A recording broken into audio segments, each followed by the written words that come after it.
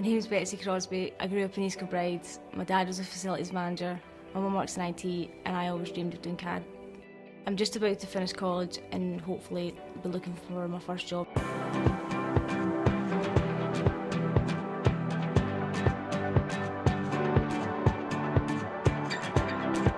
When I was at school, I was mainly interested in a subject called graphic communication, which is how I got into CAD in the first place. And I was quite quiet, kept myself to myself and just really focused on that subject.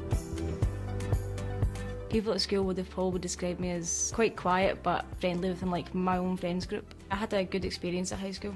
University was a thing that was talked about most when we were at high school, and it was sort of pushed on a lot of people. A lot less was focused on college or apprenticeships, but I decided that for the career that I wanted, college was the best approach for the way to get into it. My parents were fine with it. Me and my sister were leaving school at the same time. As long as we were leaving school to do further education or find a job, they were happy to support that. The advice I would give to myself at 16 is just follow what you want to do. Don't listen to people pushing you into university or anything. Be true to what you know in yourself and what you want to have a career in.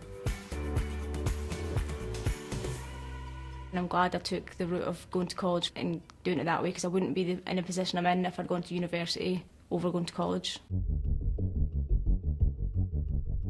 WorldSkills UK has changed my life. It's given me so many opportunities that not everybody gets, and it's over and above what you'd get at college or university. It's definitely changed my life. My area of CAD is mainly guys that compete. It's a lot of pressure, more being one of very few females that take part.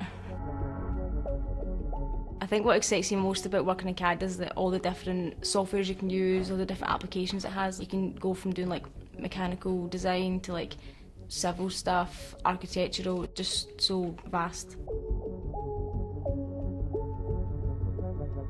I'm just about to be starting my first job in CAD and I'm really looking forward to it.